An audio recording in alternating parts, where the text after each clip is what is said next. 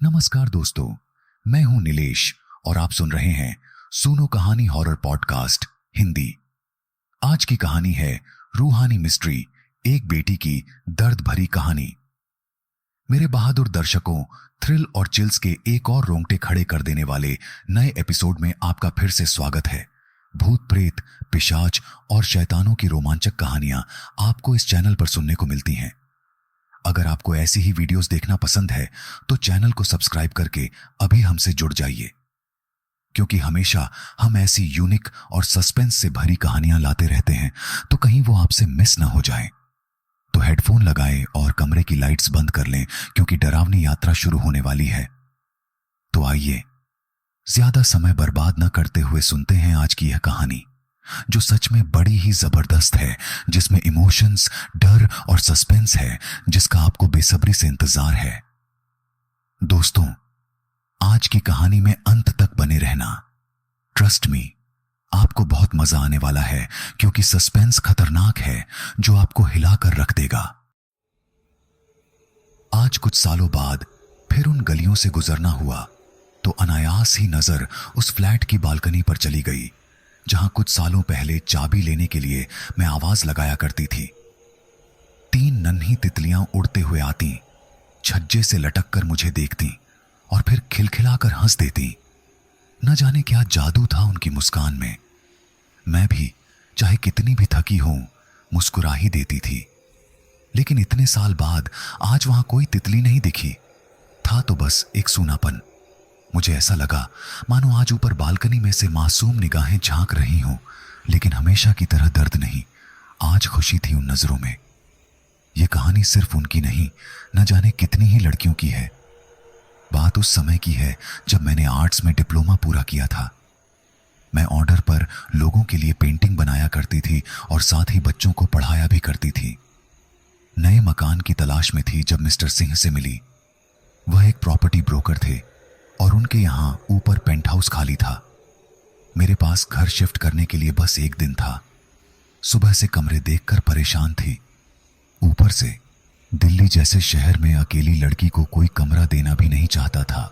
इसी जल्दबाजी में, बिना इस बात की परवाह किए कि मई का महीना है, कमरा 5वें माले पर है, वो भी बिना किचन और बिना पंखे के, मैंने वह ले लिया। अगले दिन जब रूम शिफ्ट करने अपना सामान लेकर आई तो मिस्टर सिंह की पत्नी, जिन्हें मैं भाभी कहा करती थी, उनके पीछे एक लगभग 2 साल की छोटी सी बच्ची छुपी हुई थी। मुझे बच्चों से बहुत प्यार है, लड़कियों से तो और भी ज्यादा। मैंने शर्माती हुई बच्ची से उसका नाम पूछा तो उसने धीरे से कहा, मिष्टी, और दौड़कर कमरे में भाग गई। धीरे धीरे सारी शिफ्टिंग हो गई और कुछ ही दिनों में भाभी से अच्छी जान पहचान भी हो गई। मिस्टर सिंह किसी गांव के रहने वाले थे। यहां आकर कुछ साल पहले शिफ्ट हुए थे। पहले पढ़ाई लिखाई के साथ साथ ट्यूशन पढ़ाकर अपना खर्चा चलाते थे। फिर धीरे धीरे प्रॉपर्टी का काम शुरू किया और आज उनके खुद के 2 मकान थे। उनकी 3 छोटी छोटी बेटियां थीं। निशी, जो 8 साल की थी, रूही, जो 5 साल की थी, और उससे छोटी मिष्टी, जो अभी 3 साल की थी। कुछ समय पहले ही उनका बेटा हुआ था, जो सिर्फ एक दिन का जीवन जीकर ही इस दुनिया से चला गया था। धीरे धीरे तीनों बहनें मुझसे घुल मिल गई थीं। अब वे अक्सर ही मेरे पास आ जाया करती। एक दिन छत पर मैंने निशी को देखा। वह एकटक मुझे देख रही थी। फिर मेरे कमरे के सामने वाली छत की ओर उंगली दिखाकर फुसफुसाई, मुझे रोज रात वो वहां दिखता है, मेरा भैया। वो मुझे कहता है, दीदी मुझे आकर बचा लो, लेकिन मैं उस तक नहीं पहुंच पाती और वो उस बिल्डिंग से गिर जाता है। मुझे लगा निशी ने शायद कोई डरावना सपना देखा है, इसलिए वह कुछ दिनों से डरी हुई है। मैंने उसे प्यार से समझाया, बच्चा, तुमने कोई सपना देखा है? तुम्हारा भैया अब भगवान जी के पास है और तुम्हारे पास तो पहले ही रूही, मिष्टी जैसी प्यारी बहनें हैं। मेरी बात सुनकर उसने कुछ जवाब नहीं दिया और चुपचाप नीचे चली गई। इस घटना के कुछ दिन बाद हर रात की तरह छत पर घूमते हुए मैं मम्मी से फोन पर बात कर रही थी। तभी पीछे से निशी ने आकर धीरे से सामने वाली छत पर उंगली दिखाते हुए कहा, देखो, वो सामने रो रहा है। मुझे तो दिख रहा है। क्या आपको दिख रहा है? उस वक्त मुझे सच में रात को 10 बजे सामने की छत पर अकेला सोता हुआ बच्चा दिखा। फिर मेरे पास से ही बच्चे के रोने की आवाज आई। मैं तो बुरी तरह से डर गई थी, लेकिन हिम्मत करके मैंने निशी को डांटते हुए कहा, यह सब तुम्हारा वहम है, वहां कोई भी नहीं है। उसने कुछ जवाब नहीं दिया और हंसते हुए वहां से भाग गई। मैंने सोचा शायद दिन भर की थकान के कारण मेरा वहम था या कुछ और, पता नहीं। लेकिन उस रात पहली बार मुझे डर के कारण नींद नहीं आई। कुछ दिनों तक सब नॉर्मल चलता रहा। निशी का बर्ताव अभी भी बहुत अजीब था, लेकिन मैं उसे नजरअंदाज करती रही। एक दिन निशी और रूही दौड़कर मेरे कमरे में आईं और मेरे पीछे आकर छुप गईं। दोनों डर से कांप रही थीं।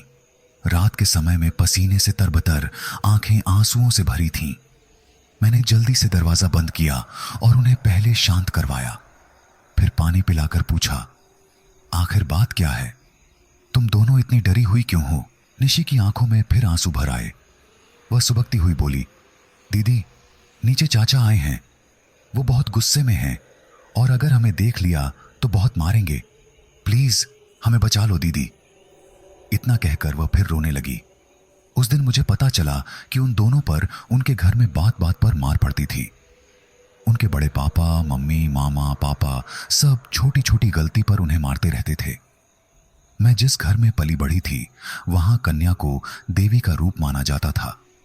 कभी कभार गलती करने पर मम्मी 1-2 थप्पड़ मार देती थी, वह भी क्योंकि मैं बहुत शरारती थी, वरना मेरी बहन को तो कभी डांट तक नहीं पड़ी।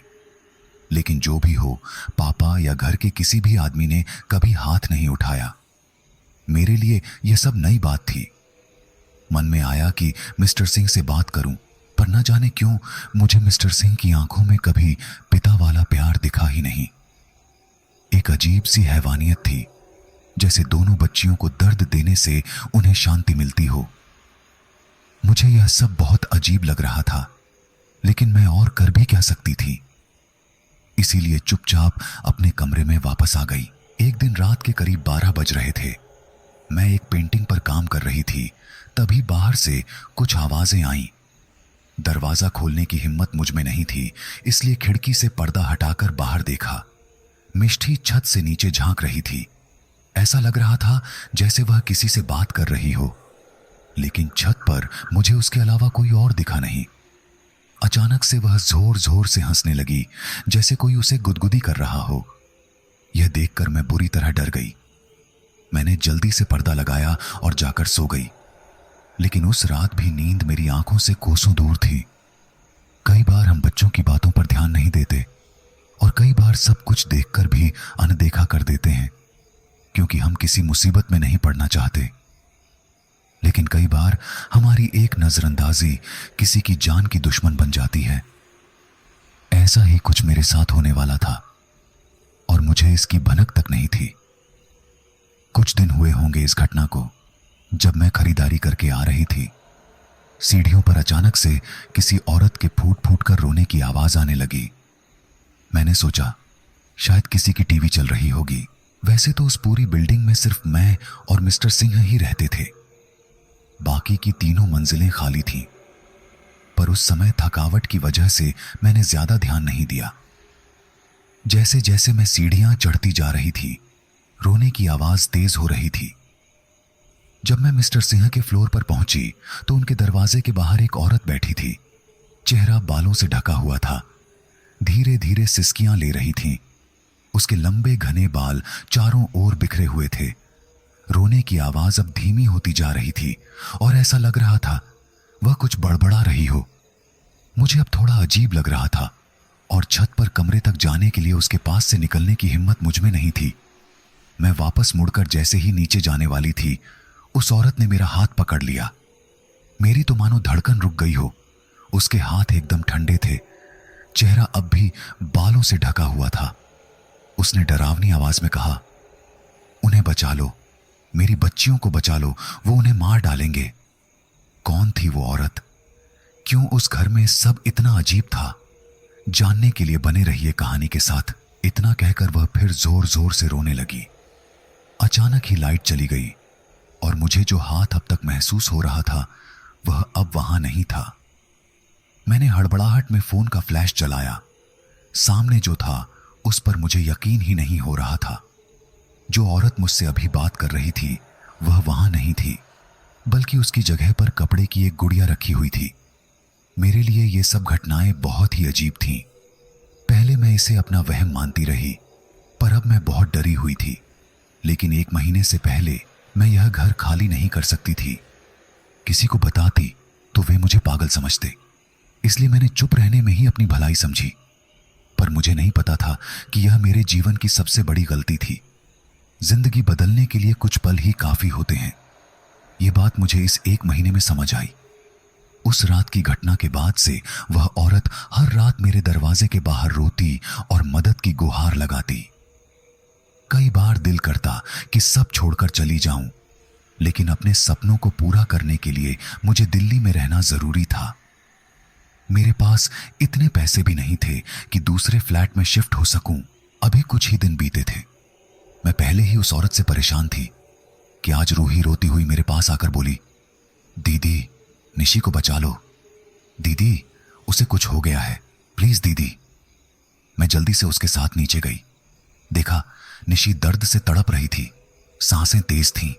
वह पूरी तरह पसीने से लथपथ थी और जोर जोर से चीख रही थी, मम्मी हमें बचा लो, वह हमें मार डालेगा, प्लीज मम्मी।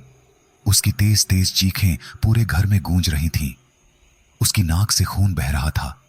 हाथों पैरों पर किसी मारने के घाव थे। ऐसा लग रहा था जैसे कोई उसे बुरी तरह मार रहा हो। तभी उसकी एक जोर की चीख घर में गूंजी। मैंने उसकी ओर देखा और मेरी आंखों को विश्वास ही नहीं हुआ। उसके हाथ को देखकर ऐसा लग रहा था जैसे किसी ने उसे खौलते हुए पानी में डाल दिया हो। निशी दर्द से छटपटा रही थी। उसे इस हाल में देखकर मेरी आंखों में आंसू आ गए। लेकिन भाभी सोफे पर आराम से सो रही थीं। उन्हें तो जैसे निशी की चीखें सुनाई ही नहीं दे रही थीं। मैंने निशी को अपनी गोद में लिटा लिया। उसने बेहोशी की हालत में ही धीरे से पानी मांगा। मैंने रूही से पानी मंगवाया और उसे पिलाया। अचानक मेरी नजर सामने खिड़की पर पड़ी। अब मैं परेशान होने के साथ साथ डरी हुई भी थी। सामने खिड़की से वही औरत रोते हुए हमें देख रही थी। अजीब बात यह थी कि उसकी आंखों से पानी नहीं बल्कि खून के आंसू बह रहे थे। आज पहली बार उसका चेहरा मैं सही से देख पा रही थी। उसका चेहरा बुरी तरह से झुलसा हुआ था। उसे देखकर मेरी रूह कांप उठी। थोड़ी देर बाद भाभी की नींद खुली। उन्होंने मुझे वहां देखकर पूछा, तुम यहां क्या कर रही हो? भाभी निशी बीमार थी, आपको सुनाई नहीं दिया? अजीब बात यह थी कि उन्होंने मेरी बात पर कोई प्रतिक्रिया नहीं दी, बस हाँ में सिर हिलाकर कहीं चली गईं। इस घटना के बाद मैंने तय कर लिया था कि मैं मिस्टर सिंह के घर का राज जानकर रहूंगी। अब बस इंतजार था उस औरत का जो हर रोज मुझे दिखती थी। जैसे ही रात हुई मैं चौकन्ना हो गई। रात के करीब 11 बजे वही हुआ जिसका मुझे इंतजार था। वह औरत फिर मेरे दरवाजे पर थी, लेकिन आज रोज की तरह रो नहीं रही थी बल्कि गहरी सोच में थी। रोज की तरह आज मुझे उससे डर नहीं लग रहा था, बल्कि उसे इस तरह उदास देखकर बुरा लग रहा था। मैं उसके पास जाकर बैठ गई। शायद उसे मेरे आने का एहसास हुआ। उसने गर्दन घुमाकर मेरी ओर देखा। समय न गवाते हुए मैंने तपाक से उससे पूछ लिया, कौन हो तुम? क्या चाहती हो? क्यों इस घर में हो? क्यों मेरे पीछे पड़ी हो? और किसको बचाने की बात कर रही थी तुम? पहले तो वह चुपचाप मेरे सवाल सुनती रही, फिर लंबी सांस लेकर उसने अपनी कहानी सुनानी शुरू की। उसकी कहानी सुनने के बाद मेरी आंखें भर आईं। मैं सोचने पर मजबूर हो गई कि आखिर क्यों कुछ लोग इतना नीचे गिर जाते हैं। क्यों उनके लिए जिंदगी की कोई कीमत नहीं होती? पुरानी सोच, अनैतिक ख्वाहिशें और जिद इंसान को इस कदर नीचा गिरा देती हैं कि उसका पुनः उत्थान लगभग नामुमकिन हो जाता है। चित्रा नाम था उसका। गांव में पली बड़ी भोली भाली चित्रा स्वभाव की जितनी मधुर थी उससे भी अधिक वह खूबसूरत थी। लंबे घने घुटनों तक के काले बाल, नीली हिरनी जैसी आंखें, सुर्ख गुलाब जैसे होंठ, तीखे नयन नक्श। ईश्वर ने बड़ी फुर्सत में उसे बनाया था। जब वह कमर लचकाती हुई चलती तो न जाने कितने दिलों पर बिजलियां गिरती थीं। पर किसे पता था कि चित्रा के जीवन में अंधेरा छाने वाला था। न जाने कितनी मासूम लड़कियों की तरह वह भी पुरानी रूढ़िवादी सोच की शिकार हो गई।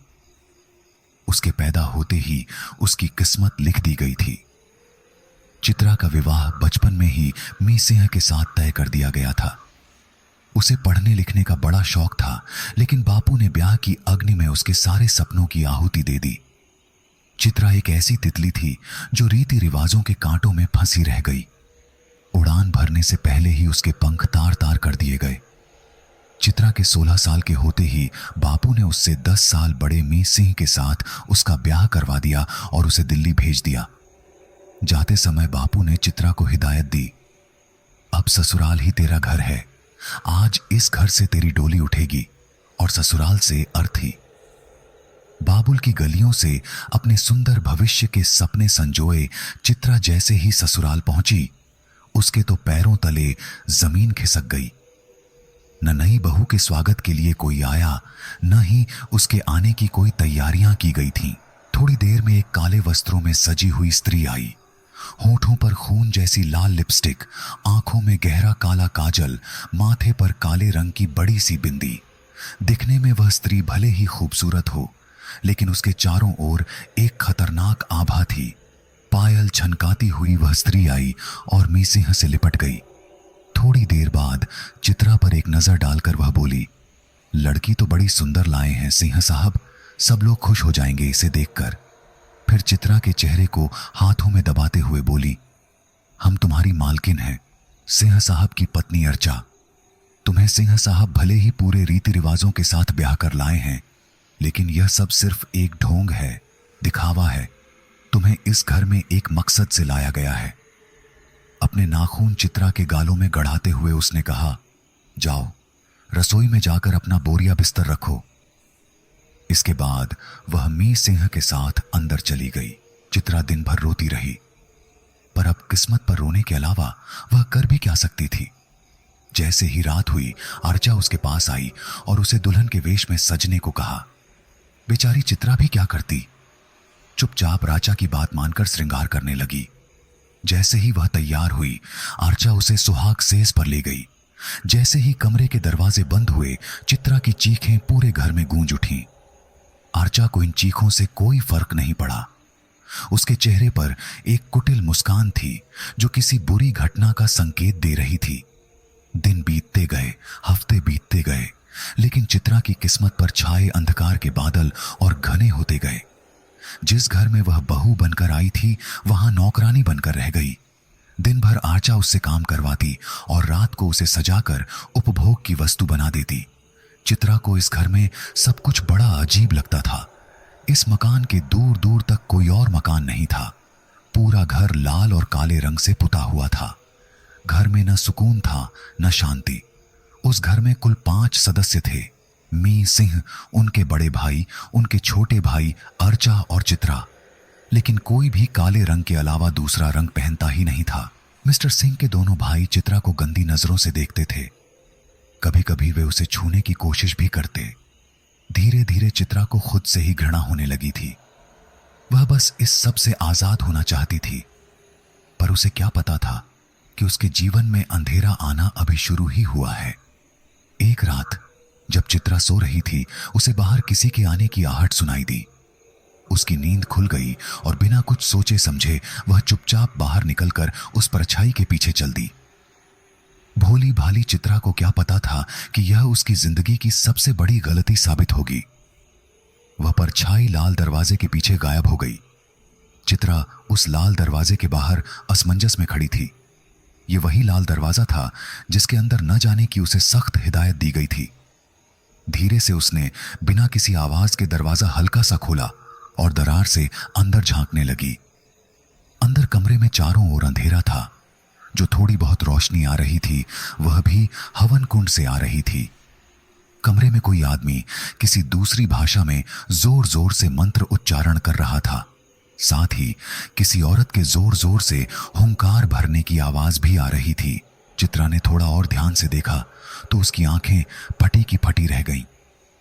हवन की रोशनी में एक बहुत ही डरावनी मूर्ति रखी हुई थी। मूर्ति का नीचे का शरीर भेड़िए जैसा था और चेहरा बहुत ही भयानक आदमी जैसा। आंखें सुर्ख लाल थीं, बड़े बड़े दांत जिनसे खून लगा हुआ था, मुंह से खून की धार बह रही थी। एक हाथ में मासूम बच्चे का कटा हुआ सिर था और दूसरे हाथ में उसी बच्चे का धड़ जिसमें से मांस बाहर निकल रहा था। हवन कुंड के एक ओर मिस्टर सिंह काली धोती पहनकर बैठे हुए थे, जोर जोर से कुछ मंत्र बुदबुदा रहे थे।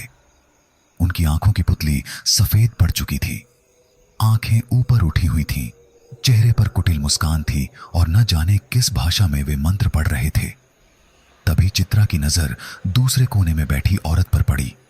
उसका चेहरा बालों से ढंका हुआ था, जोर जोर से सिर घुमाते हुए वह हुंकार भर रही थी। उसके पीछे दो आदमी खड़े थे जो खून से उसे नहला रहे थे। पूरे कमरे में सड़ी हुई बदबू फैली हुई थी। तभी जिस परछाई का पीछा करते हुए चित्रा उस कमरे तक आई थी, वह परछाई उस औरत के अंदर समा गई। जैसे ही परछाई औरत के अंदर समाई, वह औरत बहुत ही डरावनी हंसी हंसने लगी। वह जानवरों की तरह धरती पर गिरा सारा खून ऐसे चाटने लगी जैसे जन्मों से प्यासी हो। तभी एक आदमी उसके पास एक पिंजरा लेकर आया जिसमें एक नन्हा सा खरगोश था।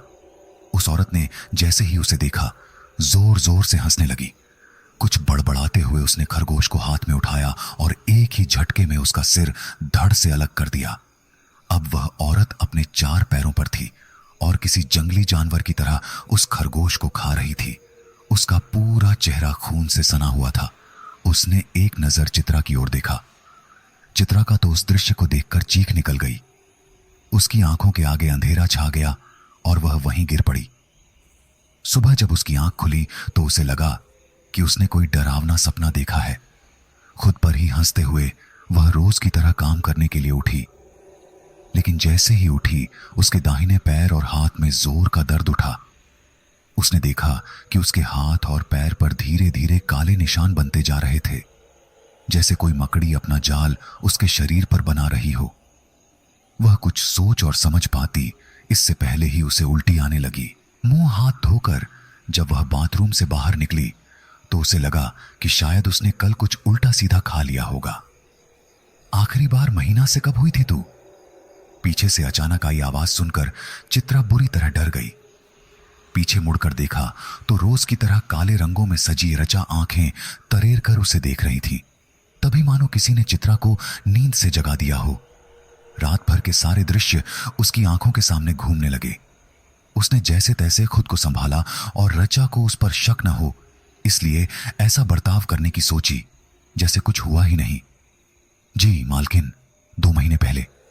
रचा के चेहरे पर कुटिल मुस्कान खिल गई। वह उसे आराम करने का कहकर वहां से चली गई। चित्रा को धीरे धीरे सब समझ में आने लगा। उसका हाथ अनायास ही अपने पेट पर चला गया। दुख की इस घड़ी में भी उसके चेहरे पर एक मुस्कान खिल उठी। जीवन में एक नई किरण दिखाई दी। थोड़ी देर के लिए ही सही, लेकिन उसे शांति का अनुभव हुआ। मगर उस बेचारी को कहां पता था कि यह तो एक भयानक तूफान से पहले की शांति है। क्यों आर्चा इतनी खुश थी? क्यों चित्रा के शरीर पर ये नए निशान थे? कौन थे ये लोग? शैतान के उपासक या इंसानी रूप में खुद शैतान? अगर आपको यह कहानी अच्छी लगी हो तो कृपया अपनी राय, सुझाव और समीक्षा जरूर दें। जोर जोर से बिजली कड़क रही थी। टीवी पर आज रात तूफान से सावधान रहने के लिए सूचित किया जा रहा था। दिल्ली की चकाचौंध भरी नगरी की एक गुमनाम गली में एकमात्र घर था। इस गली में कोई भी साधारण आदमी घर बनाने की हिम्मत नहीं कर सकता। कुछ साल पहले यहां जो 3-4 घर थे, उनके सारे सदस्यों ने फांसी लगा ली थी। वजह क्या थी यह किसी को मालूम नहीं, लेकिन उन सभी घरों से बच्चे गायब थे। बहुत छानबीन के बाद भी जब कुछ न मिस्टला तो केस बंद कर दिया गया था, लेकिन दहशत ने लोगों के दिल में घर बना लिया। कोई भी यहां दिन में भी आने को तैयार नहीं था। इन सब के बावजूद एक काला मकान गली के बीचों बीच खड़ा था। चारों ओर अजीब सन्नाटा था। रह रहकर झिंगुरों की आवाजें सुनाई दे रही थीं। घर के दरवाजे पर एक चमगादड़ उल्टा लटका हुआ था। घर को देखकर ऐसा लगता था मानो यह इंसानों का नहीं, शैतान का बसेरा हो। रात के करीब 12 बज रहे थे। दिन भर की थकी हारी चित्रा गहरी नींद में सो रही थी। तभी उसे अपने पैरों पर कुछ गीला सा महसूस हुआ। थकान इतनी ज्यादा थी कि उठकर देखने की उसकी हिम्मत नहीं हुई। पैरों का गीलापन अब उसे पेट पर भी महसूस होने लगा। इस बार कहीं उसके बच्चे को तो कुछ नहीं हो गया, इस ख्याल ने उसे उठने पर मजबूर कर दिया। आंख खुली तो जो सामने था उसे देखकर कड़ाके की ठंड में भी पसीने छूट गए। उसके दोनों ओर 2 आदमी मशाल लेकर खड़े थे। मिस्टर सिंह कोने में खड़े होकर कुछ मंत्र बुदबुदा रहे थे। उनकी आंखें उस रात की तरह ही पूरी सफेद थीं, पर जो उसके साथ हो रहा था वह सबसे ज्यादा भयानक था। आर्चा उस रात की तरह ही डरावनी लग रही थी। उसके बाल चारों तरफ हवा में उड़ रहे थे। आंखें मानो अमावस्या की रात की तरह काली थीं। मुंह से टपकता खून ऐसा लग रहा था जैसे वह किसी को कच्चा खाकर आई हो। आर्चा की कलाई से खून निकल रहा था। उसने पहले चित्रा के पैर और फिर पेट पर उसे मला। अब वह उसके पेट को पकड़कर कुछ बुदबुदा रही थी। यह देखकर चित्रा डर के मारे कांपने लगी। आज उसे डर खुद के लिए नहीं, बल्कि अपने गर्भ में पल रहे उस बच्चे के लिए लग रहा था, जो 9 महीने से उसकी कोख में था और किसी भी पल इस दुनिया में आ सकता था। अचानक चित्रा को जोर का दर्द उठा। उसकी चीखों से पूरा घर गूंज उठा। चित्रा दर्द से झटपटा रही थी। यह देखकर उन सबके चेहरों पर कुटिल मुस्कान खिल उठी। एक पल को तो चित्रा को लगा कि आज दर्द से उसकी जान ही चली जाएगी, लेकिन तभी उसकी चीखों की जगह एक बच्चे के रोने की आवाज ने ले ली। अपने बच्चे की आवाज सुनकर चित्रा को लगा कि उसे दुनिया भर की खुशियां मिसटल गई हों। वह बस अब अपने बच्चे को देखना चाहती थी, लेकिन जैसे ही उसने बच्चे को देखा, आर्चा गुस्से से आग बबूला हो गई। अपनी शैतानी आवाज में वह जोर जोर से चीखने लगी। थोड़ी ही देर में जैसे उसके शरीर से शैतानी साया चला गया हो, उसका रूप बदलने लगा और वह बेहोश होकर गिर पड़ी। चित्रा ने एक सुंदर बेटी को जन्म दिया था। शायद शैतान यह नहीं चाहते थे, इसलिए बच्ची को चित्रा के पास छोड़कर वे सब लोग वहां से चले गए। महीने बीते, साल बीते। चित्रा को अब एक कमरे में अपनी दोनों बेटियों के साथ बंद कर दिया गया। वह हालात के हाथों इतनी मजबूर थी कि अपनी बेटियों को तड़पता देखती रही। हर अमावस्या की रात उन्हें शैतान के सामने लाया जाता। आर्चा शैतानी रूप में उनकी नाजुक हथेलियों में खंजर भोंक कर खून निकालती और अपनी प्यास बुझाती, लेकिन पता नहीं किस मकसद से उनकी मलहम पट्टी करवा दी जाती ताकि वे जिंदा रहें। सब कुछ सहने के बावजूद चित्रा हर पल ईश्वर से प्रार्थना करती कि शायद उसकी सुन ली जाए। उसकी मासूम बच्चियां दरवाजे को निहारती रहती, मानो किसी फरिश्ते के आने का इंतजार कर रही हों, लेकिन भगवान जैसे उनसे रूठ गए थे।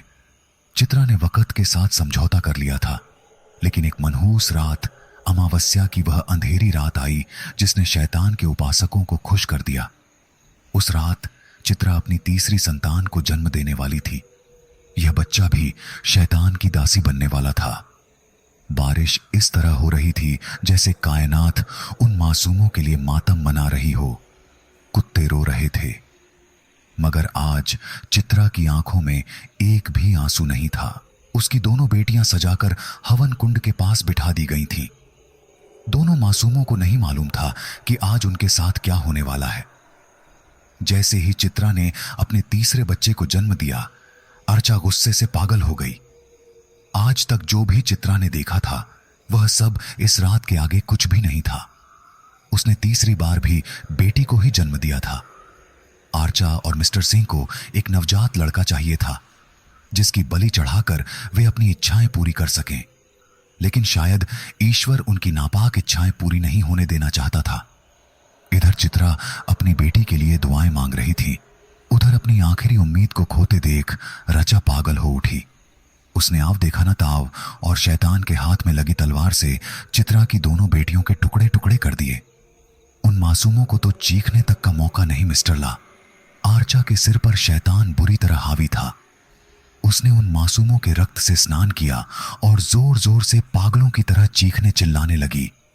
मौका पाकर मिस्टर सिंह के भाइयों ने भी अपनी हवस के शैतान की प्यास बेचारी चित्रा के शरीर से बुझाई और उसे हवन कुंड में जिंदा ही फेंक दिया। चित्रा तड़प तड़प कर उस आग में अपनी जिंदगी को खत्म होते देख रही थी, मगर वह खुश थी कि आज उसे इन सब से मुक्ति मिस्ट्रल गई। उसने राहत की आखिरी सांस ली और हमेशा के लिए अपनी आंखें बंद कर लीं, इस उम्मीद में कि उसके दर्द और तकलीफ शायद अब खत्म हो जाएंगे। लेकिन उसे क्या पता था कि दर्द का सिलसिला अभी शुरू हुआ है। आखिर क्या चाहते थे राजा और मिस्टर सिंह?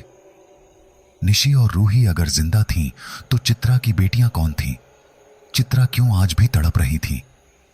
कुछ लोगों को कहानी समझने में परेशानी हो रही है। उनके मन में सवाल है, चित्रा सब छोड़कर भागी क्यों नहीं? उसने आत्महत्या क्यों नहीं की? उसने बेटियां क्यों पैदा की? उन्हें मार क्यों नहीं डाला? यह कहानी प्रेरित है घरेलू हिंसा से। भारत में न जाने कितनी औरतें घरेलू हिंसा की शिकार हैं। उनके पास जाने के लिए कोई जगह नहीं होती। वे कहां जाएंगी इस दुनिया में जहां न 6 महीने की बच्ची सुरक्षित है, न 90 साल की बुजुर्ग। अगर वे भाग भी जाती तो कोई बाहरी शैतान उन्हें नोच खा जाता। दूसरी बात, चित्रा शैतानी घर में कैद थी, जिसकी रखवाली शैतान के प्यादे चमगादड़ कर रहे थे। वह वहां से नहीं निकल सकती थी। और औरतें सब कुछ सहती क्यों हैं? वे मर क्यों नहीं जाती? हम सब जिंदगी से लड़ते क्यों हैं? मुसीबतों को देखकर हार क्यों नहीं मान लेते? क्योंकि हम एक बेहतर कल की उम्मीद में जीते हैं। चित्रा को भी उम्मीद थी कि उसका ईश्वर सब सही कर देगा। जिन मासूमों को जिंदगी देना उसके हाथ में नहीं था, उनकी जिंदगी वह कैसे ले सकती थी? उम्मीद है आप सभी के प्रश्न हल हो गए होंगे। कहानी अब आगे। चित्रा की कहानी सुनकर मन विचलित हो गया। मुझे बहुत गुस्सा आ रहा था। मन तो कर रहा था अर्चा को जान से मार दूं। तरस आ रहा था चित्रा और उसकी बेटियों पर। लेकिन यह तो न जाने कितनी ही औरतों की कहानी है। कितनी ही औरतें चुपचाप घरेलू हिंसा सहती हैं। कितनी ही बेटियां इसलिए मार दी जाती हैं क्योंकि वे बेटा नहीं हैं। कितनी ही औरतें बलात्कार या दहेज की अग्नि में जलकर खाक हो जाती हैं और हम मूक दर्शक बने सब देखते रहते हैं। मन में कई उलझने थीं, सवाल थे। चित्रा आगे की कहानी बता पाती उससे पहले ही उसे जैसे कुछ आभास हुआ। डर के कारण उसकी आंखें बड़ी बड़ी हो गईं। उसने घबराते हुए मेरी ओर देखा और बोली, भाग जाओ, जल्द से जल्द यहां से भाग जाओ। वो आ रही है। तभी सीढ़ियों से किसी के चीखने की आवाज आई। आवाज इतनी डरावनी थी कि मुझे डर के कारण पसीना आ गया। रात के 12 बज रहे थे। अचानक मौसम खराब होने लगा। बादल गरजने लगे और जोर से बारिश होने लगी। घर की लाइट चली गई। अब मुझे बहुत ज्यादा डर लगने लगा था। मैंने फोन की फ्लैश जलाने की कोशिश की, लेकिन फोन चालू ही नहीं हो रहा था। मैंने इस वक्त दूसरों से मदद लेना ही बेहतर समझा।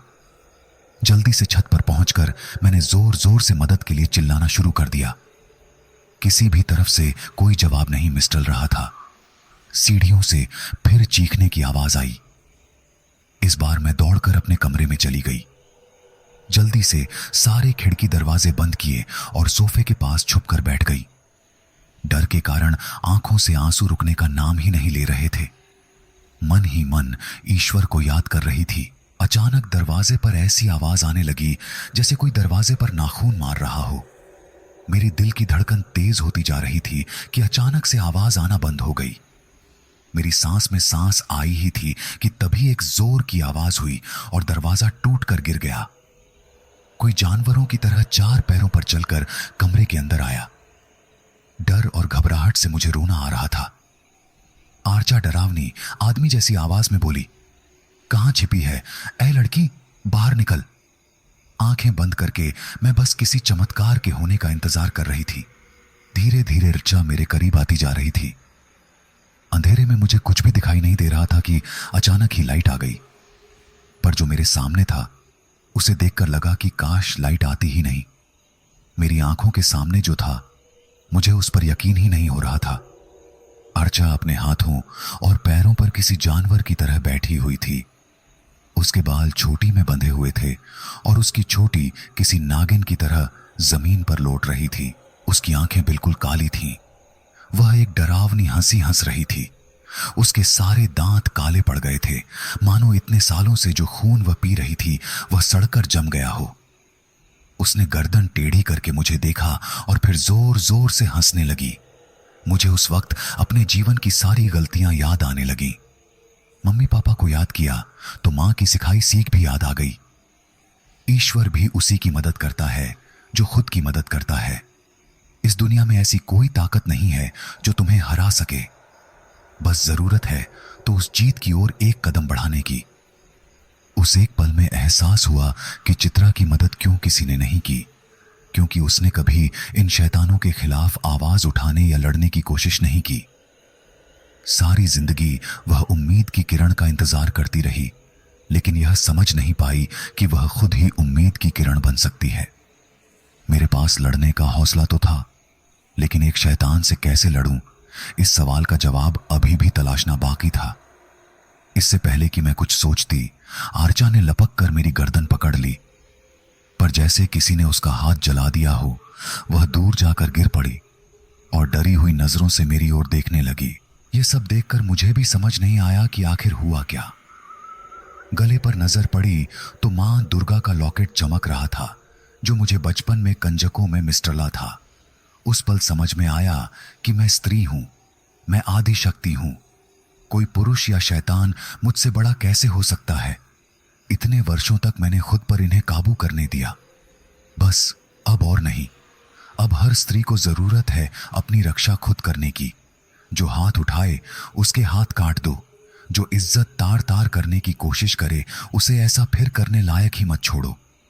मैंने फिल्मों में देखा था कि डायन की ताकत उसकी छोटी में होती है। अगर आर्चा एक डायन है तो शायद उसकी छोटी काटने से वह खत्म हो जाए। पास में ही एक कैंची पड़ी हुई थी। मुझे ज्यादा मंत्र नहीं आते थे, लेकिन उसका ध्यान भंग करना जरूरी था। मैंने सोचा, भगवान तो कोई भी हो, शैतान तो डरेगा ही। मन ही मन गणेश मंत्र का जाप शुरू कर दिया। जोर जोर से मंत्र पढ़ना शुरू किया तो आर्चा सकपका गई। मौका पाकर मैंने झट से कैंची उठाई और उसकी छोटी काट दी। छोटी काटते ही वह जोर जोर से चीखने चिल्लाने लगी और वहीं बेहोश होकर गिर पड़ी। मैं अभी सोच में ही थी कि क्या वह मर गई या जिंदा है।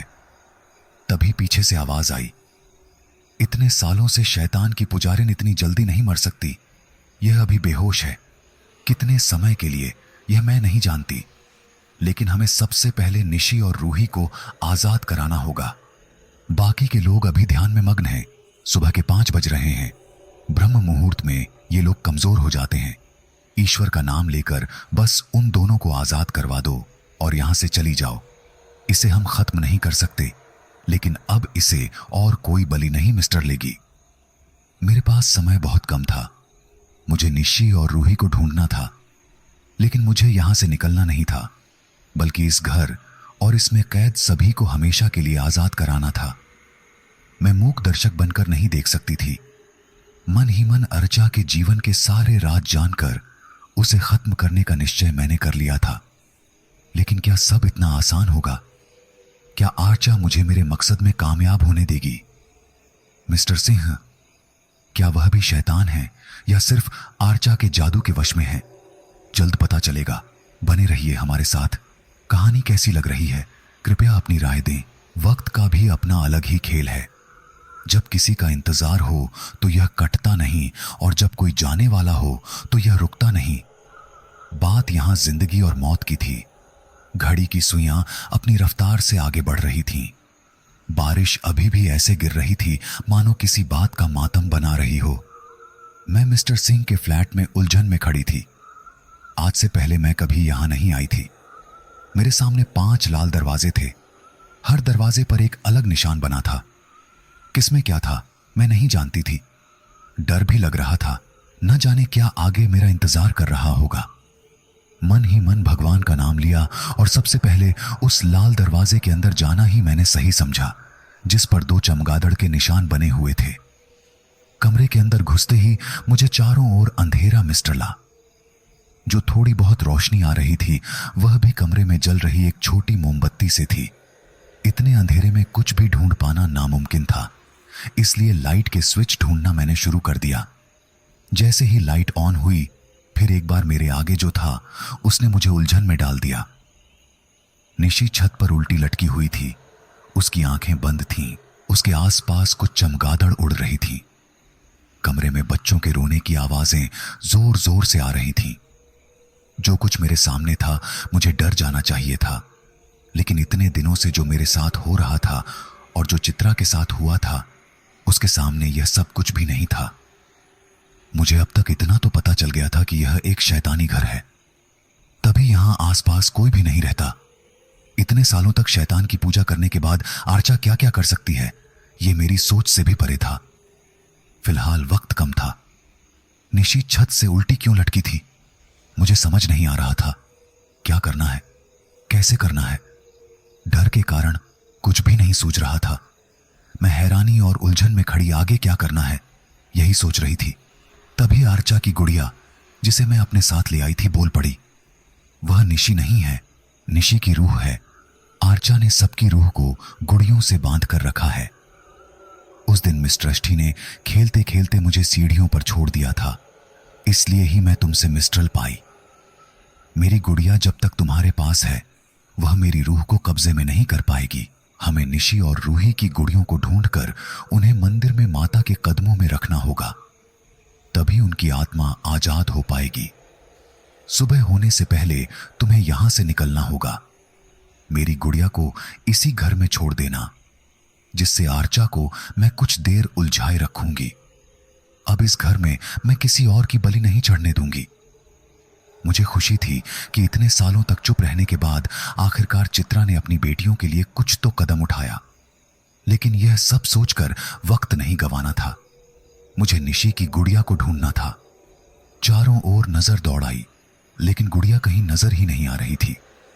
तभी मेरी नजर मोमबत्ती के पास बैठी चमगादड़ पर पड़ी। वह सभी की तरह उड़ नहीं रही थी, बल्कि शांति से बैठी हुई थी। उसके पीछे कुछ रखा हुआ था।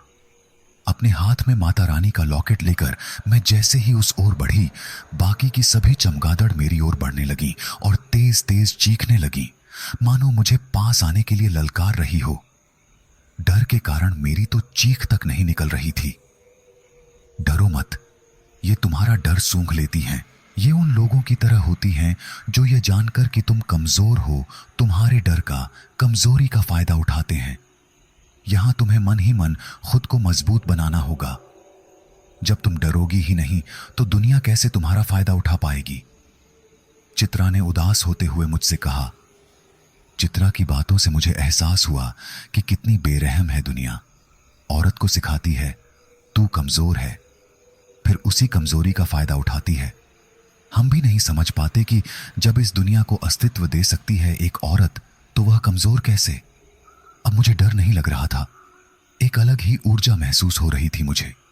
एक बार फिर माता रानी का नाम लिया और इस बार बिना डरे उस चमगादड़ की ओर बढ़ी। आश्चर्यजनक रूप से इस बार उसने कुछ हरकत नहीं की। मैंने जल्दी से उसके पीछे जो गुड़िया छिपी थी वह उठाई और उस कमरे से बाहर निकल आई। अब मेरे पास बस 1 घंटा बचा था। उस 1 घंटे में मुझे रूही को ढूंढकर इस घर से बाहर निकलना था। अब भी मेरे सामने 4 दरवाजे थे। दीदी, जिस दरवाजे पर शैतान का सिर्फ चेहरा बना हुआ है, उसके अंदर रूही की गुड़िया है। सावधानी से चलिए।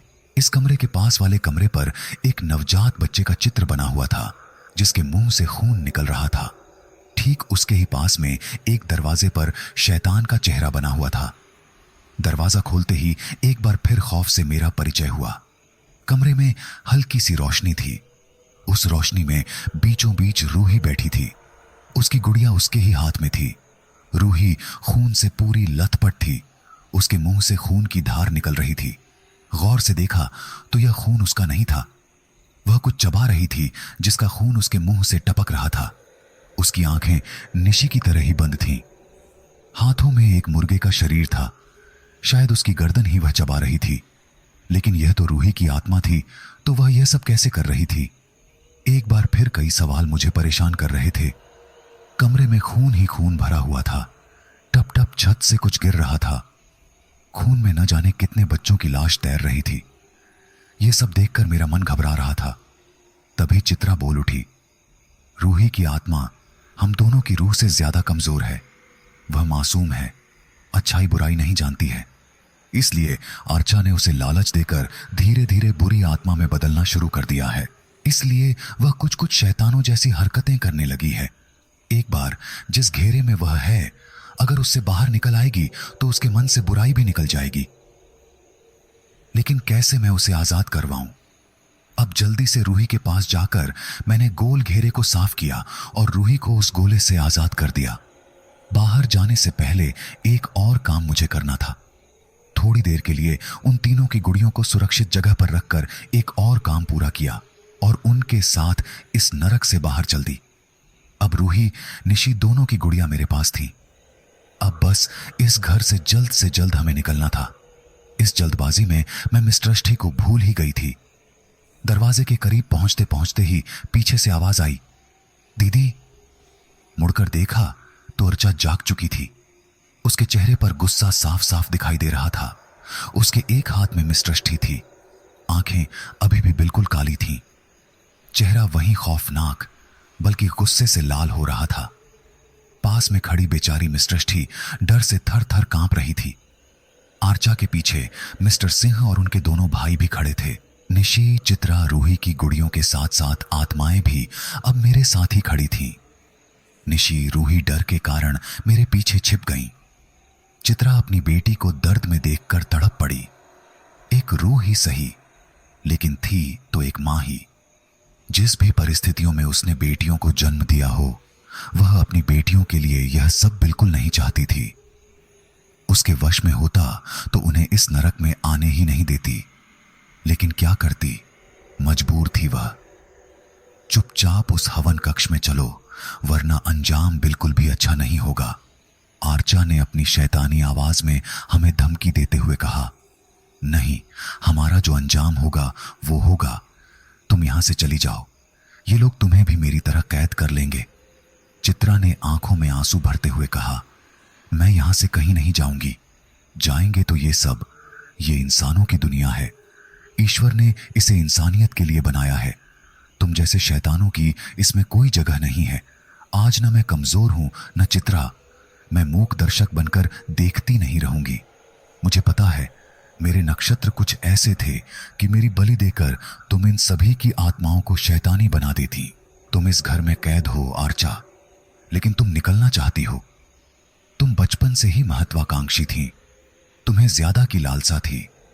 न जाने कितने मर्दों को तुमने अपने जाल में फंसा कर रखा था। घर की बदनामी होते देख तुम्हारे पिताजी ने तो आत्महत्या कर ली। कोई भी तुमसे शादी करने को तैयार नहीं था।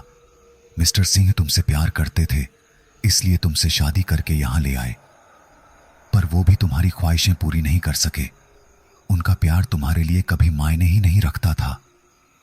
पहले दौलत के लालच में तुमने काली शक्ति का इस्तेमाल करना शुरू कर दिया और फिर ताकत के लालच में तुम आगे बढ़ती गई। धीरे धीरे पैसा तो आ गया, पर तुम्हारा काला जादू तुम पर ही भारी पड़ गया। तुमने आसपास के घरों पर टोना करके उन्हें खुदकुशी करवा दी। उनके बच्चे चुरा चुरा कर तुमने हवन किया। उस रात जब मिस्टर सिंह ने तुम्हें मासूमों की बलि चढ़ाते देखा तो उनसे रहा नहीं गया। गुस्से में उन्होंने तुम्हें अपने हाथों से मार दिया और भागकर गांव चले गए।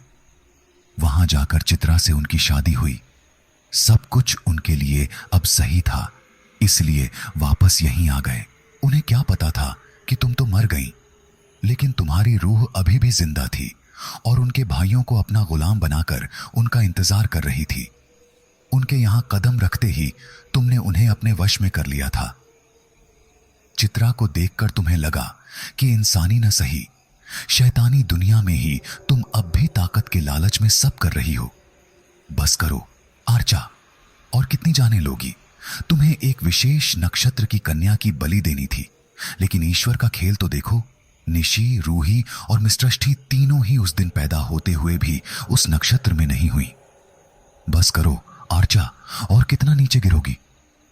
तुम्हें यह सब कैसे मालूम, यही सोच रही हो ना, मिस्टर सिंह ने कहा। रूही जिस कमरे में कैद थी उसकी जमीन पर काले अक्षरों में सब लिख रखा था। कब और कैसे उन्होंने ये लिखा मैं नहीं जानती। कब और कैसे उन्होंने ये किया, लेकिन जो सब चित्रा के साथ हुआ वो उसे रोकना चाहते थे, मगर रोक नहीं सके। पर अब और नहीं, तुम्हारा अंत होगा, बहुत बुरा होगा। मेरा इतना बोलने की देर थी कि मिस्टर सिंह ने चांदी का खंजर रचा के दिल में भोंप दिया। आर्चा को इसकी उम्मीद बिल्कुल नहीं थी, लेकिन उसे क्या मालूम था कि मेरा लॉकेट अब मिस्टर सिंह के गले में है। अब वो उसके काबू में नहीं थे, पर वक्त अब भी बहुत कम था। आर्चा को मारना आसान नहीं था, उसके साथ इस घर को जलाना अभी बाकी था। जैसे ही आर्चा की पकड़ कमजोर हुई, रोती हुई मिस ट्रस्टी मेरे पास आ गई। इन सब के बीच मैं मिस्टर सिंह के भाइयों को तो भूल ही गई थी, जो अब भी अराचा के कब्जे में थे। उनमें से एक अराचा को उठाकर कोई मंत्र बुदबुदाने लगा था, और एक जैसे ही हम पर हमला करने आगे बढ़ा, मिस्टर सिंह ने उसे रोक लिया। पर उसे ज्यादा देर रोके रखना उनके वश में नहीं था। जैसे ही उन्होंने मुझे बाहर जाकर अंतिम काम को अंजाम देने का इशारा किया, मैंने मिस ट्रस्टी का हाथ थामा। जैसे ही बाहर निकलने को हुई, किसी ने मेरा पैर पकड़ लिया। नहीं नहीं, आर्चा अपनी शैतानी आवाज में जोर से चीखी और मेरे पैर पर अपने नाखूनों से वार करने लगी। दर्द से मेरे मुंह से चीख निकल गई। उस एक पल में न जाने क्या हुआ, चित्रा का सालों से भरा गुस्सा फूट पड़ा। उसमें से एक चमकदार रोशनी निकलने लगी। अगर आर्चा भयावह थी, तो चित्रा खौफ का नया रूप थी। उसका शरीर ऐसा लग रहा था मानो अभी अभी जला हो। उसकी आंखों में जैसे खून उतर आया हो। एक और भयानक चीख के साथ उसने राचा पर हमला कर दिया। यह जंग दो रूहों के बीच नहीं थी, अच्छाई और बुराई के साथ थी, न्याय और अन्याय के साथ थी। आज तक उसके साथ जो कुछ भी गलत हुआ था, हर एक बात का बदला लेने की उसने जैसे ठान रखी हो। आर्चा और चित्रा एक दूसरे पर प्रहार कर रही थीं। दोनों का एक दूसरे के अलावा किसी और पर ध्यान नहीं था। मौका सही देखकर मैंने उस कमरे की ओर दौड़ लगा दी जहां इस सब की शुरुआत हुई थी। दर्द अब भी तेज था, लेकिन मुझे इस सब को खत्म करना था। वही लाल दरवाजा जहां चित्रा की मुलाकात पहली बार शैतान से हुई थी, और वही शैतान जिसने न जाने कितने मासूमों का खून पिया था। आज इन सब का अंत होना था। पास ही रखे हथौड़े से जिनसे न जाने कितने बच्चों को आर्चा ने मारा था, आज मैंने शैतान पर प्रहार किया। जैसे ही पहला प्रहार हुआ, आर्चा की चीख घर भर में गूंज उठी। चित्रा को छोड़ अब वह जानवरों की तरह मेरी ओर आ रही थी, लेकिन चित्रा ने फिर एक बार पीछे से उस पर हमला किया। अगर आर्चा भयावह थी, तो चित्रा खौफ का नया रूप थी। उसका शरीर ऐसा लग रहा था मानो अभी अभी जला हो। उसकी आंखों में जैसे खून उतर आया हो। एक और भयानक चीख के साथ उसने रचा पर हमला कर दिया। यह जंग दो रूहों के बीच नहीं थी, अच्छाई और बुराई के साथ थी, न्याय और अन्याय के साथ थी। आज तक उसके साथ जो कुछ भी गलत हुआ था, हर एक बात का बदला लेने की उसने जैसे ठान रखी हो। आर्चा और चित्रा एक दूसरे पर प्रहार कर रही थीं। दोनों का एक दूसरे के अलावा किसी और पर ध्यान नहीं था। मौका सही देखकर मैंने उस कमरे की ओर दौड़ लगा दी जहां इस सब की शुरुआत हुई थी। दर्द अब भी तेज था, लेकिन मुझे इस सब को खत्म करना था। वही लाल दरवाजा जहां चित्रा की मुलाकात पहली बार शैतान से हुई थी, और वही शैतान जिसने न जाने कितने मासूमों का खून पिया था। आज इन सब का अंत होना था। पास ही रखे हथौड़े से जिनसे न जाने कितने बच्चों को आर्चा ने मारा था, आज मैंने शैतान पर प्रहार किया। जैसे ही पहला प्रहार हुआ, आर्चा की चीख घर भर में गूंज उठी। चित्रा को छोड़ अब वह जानवरों की तरह मेरी ओर आ रही थी, लेकिन चित्रा ने फिर एक बार पीछे से उस पर हमला किया। नहीं नहीं, राचा शैतानी आवाज में चिल्लाती रही। चमगादड़ के झुंड कमरे में आते रहे, मगर आज रुकने का मतलब था सब कुछ खो देना। जैसे जैसे मैं वार करती रही, राचा तड़पती रही। शैतानी मूर्ति की तरह उसके शरीर के हिस्से भी अलग हो रहे थे। जिस तरह बाकी सबकी रूह अपनी गुड़ियों से बंधी थी, आर्चा की रूह इस शैतानी मूर्ति से बंधी थी। इसी के माध्यम से वह शैतान के साथ बंधी थी। आखिरकार मूर्ति की तरह रचा के भी टुकड़े टुकड़े हो गए। अब बस यहां से निकलना था। मिस ट्रस्टी मेरे साथ थी। सबसे पहले मैं और मिस ट्रस्टी घर से निकले, इससे पहले कि मिस्टर सिंह बाहर आते। न जाने कैसे घर में आग लग गई। मैं बाहर दरवाजे से मिस्टर सिंह से बाहर आने की गुहार करती रही, लेकिन शायद जो कुछ हुआ उसके लिए वे खुद को जिम्मेदार समझते थे। वो बाहर नहीं आए। आर्चा और आर्चा के गुलामों की तरह वे भी उस घर में जल गए। पूरे विधि विधान से पंडित जी के कहने पर तीनों गुड़ियों को निशी, रूही और चित्रा का शरीर मानकर उनका क्रियाकर्म किया गया। अब उनकी रूह आजाद थी। मिस ट्रस्टी की जिम्मेदारी मैंने उठाने की सोची है। उसका हाथ थामकर मैं रूही, निशी और चित्रा को मुस्कुराते हुए जाते देख रही थी।